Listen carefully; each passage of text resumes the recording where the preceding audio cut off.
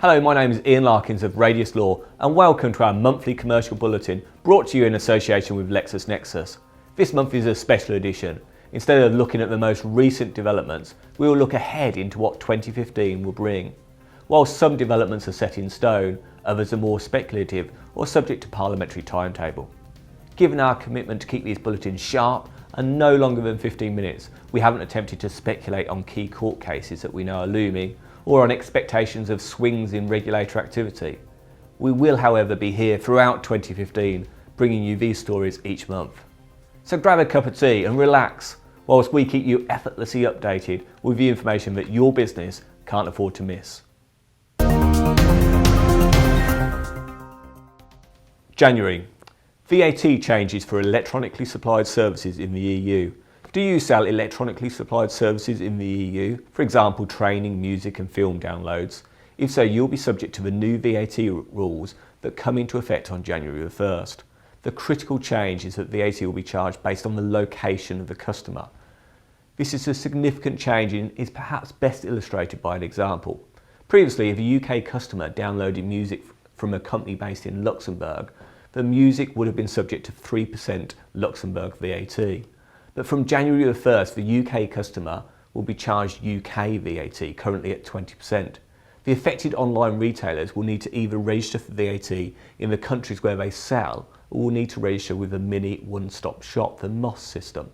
I'm sure this will be the obvious choice as it allows such retailers to pay VAT to one place and the VAT monies will then be distributed as appropriate on its behalf.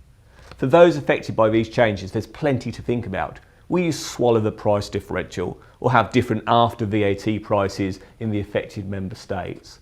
There will inevitably be significant system changes needed also, particularly with the additional data that will need to be collected on purchase. National minimum wage in Germany. We usually only cover cross EU and UK changes, but thought we'd flag that the first ever national minimum wage will apply in Germany, commencing in January. Auto-enrolment. We placed auto-enrolment in January not because there are any significant changes for January, but rather to highlight that businesses that have not yet been subject to auto-enrolment need to keep an eye on when their staging date is. This is dependent on the size of their business. As you'll no doubt be aware, auto-enrolment requires all employees meeting certain minimum requirements to have an option of an employee pension scheme, with contributions being provided by the employer. You can check the staging date for your business simply by entering your PAYE reference on the pension regulator website, and that web address will be shown on your screen now. If your staging date is during 2015, we recommend that you do not delay your planning. There is lots of information detailing what needs to be done on the pension regulator website, and of course we're here to help too.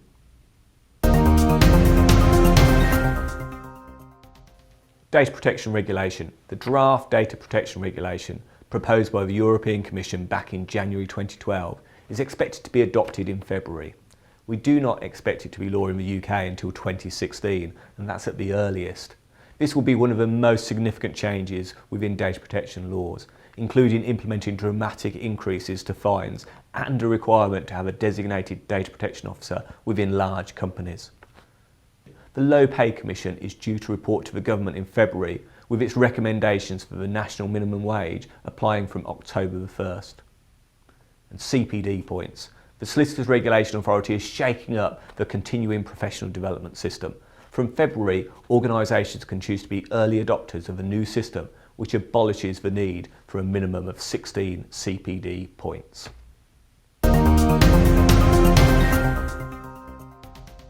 Corporation tax. You may recall from the 2013 budget that the Chancellor announced a step change in the main rate of corporation tax.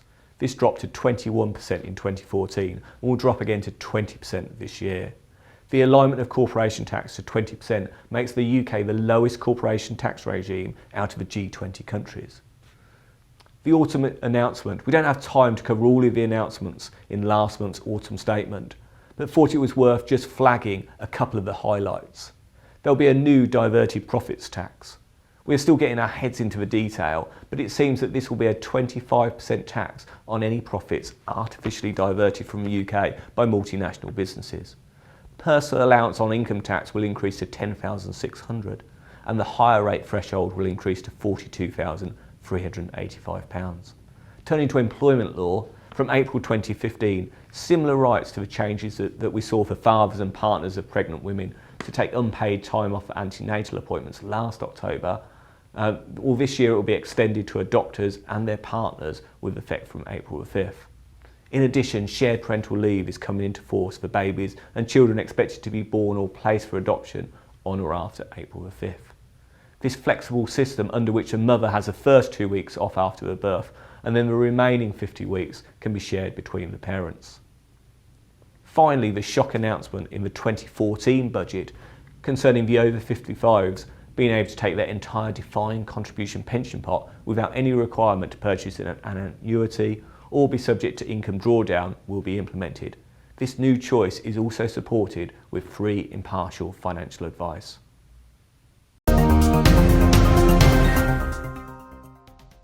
May 2015 will see the next general election. Until we know who will be celebrating in Number 10's Rose Garden, the future of the UK legal landscape has added uncertainty. Employment law, as is usually the case, will certainly be subject to a new direction if there is a change in government. In the written version of this report, we have produced an employment law table with our current understanding of the direction the three main parties intend to take. Given the significant drop in tribunal claims by 45% year on year, it seems that some reform of the tribunal system is on the cards, whichever party will be in charge.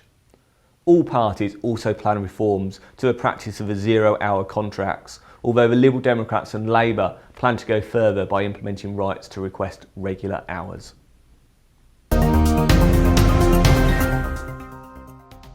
ADR Directive.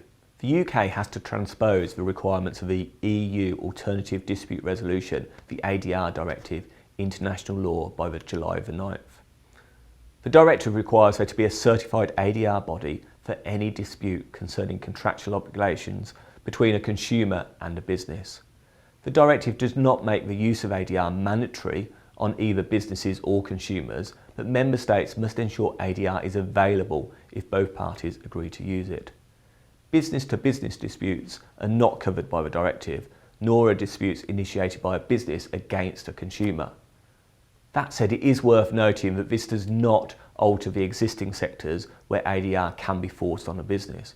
For example, in the financial sector, where financial service providers must allow the Financial Ombudsman to handle any unresolved complaints.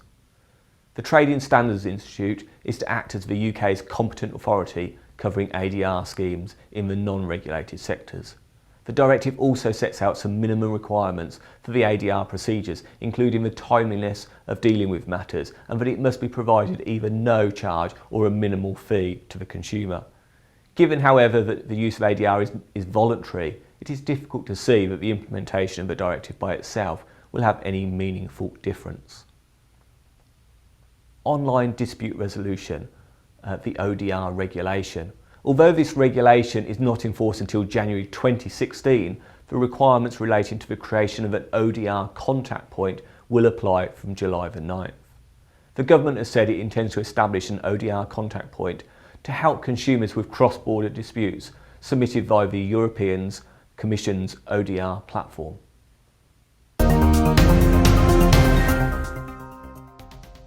New security guidelines to combat fraud. The European Banking Authority, the EBA, has proposed new internet security guidelines to contribute to the fighting of payment fraud. Under these guidelines, payment service providers would have to contractually commit their suppliers to these guidelines, and online retailers will have to implement security measures in their IT infrastructure. In the EPA's consultation, it has now kicked off a discussion about whether more rigid guidelines should be adopted and brought into force by August. The watchdog said that the payment service providers must perform certain assessments of the risks associated with providing internet payment services and ensure payments cannot be initiated or sensitive payment data accessed without strong customer authentication.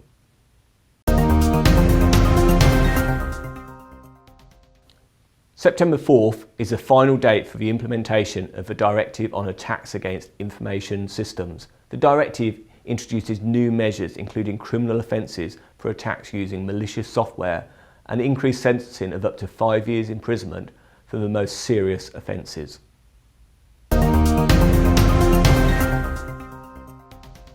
The Consumer Rights Bill. It is anticipated that the Consumer Rights Bill will come into force in October, although this is subject to the will of Parliament. The government has recognised the need to provide businesses with guidance at least 6 months before the legislation is implemented, and therefore proposes to have this issued by April. The bill is the result of general agreement across business and consumer groups that existing UK consumer law is unnecessarily complex. It's fragmented and is not kept up to date with technological change. There are also overlaps and inconsistencies between EU and UK legislation. The bill aims to make consumers better informed and better protected. In particular, the bill aims to clarify the standards that a consumer can expect when they buy something, set out what to do when goods, services or digital content don't meet those standards, and clarify when terms and conditions can be considered unfair. Large chunks of existing law, including business to consumer sections of the Unfair Contract Terms Act and most of the business to consumer sections of the Sales of Goods Act, will be swept up by the Consumer Rights Bill. In addition, the Consumer Rights Bill will introduce a new collective action rights for competition law breaches. The government has decided to establish a competition appeal tribunal for competition actions and introduce a limited opt-out collective actions regime and promote alternative dispute resolution. The representatives can be class members or other bodies subject to a just and reasonable requirement. The government has stated that law firms and litigation funders will not be able to be representatives. The introduction of an opt-out action is a significant departure from existing procedures for multi-party litigation in England and Wales. These generally require potential claimants to make a positive decision to opt into the proceedings, and so this will give rise to a significant change in the landscape for competition law damages actions.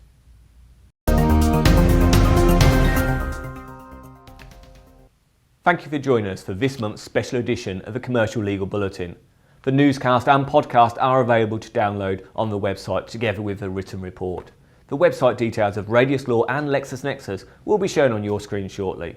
We'll be back with another edition next month. Until then, thank you and goodbye.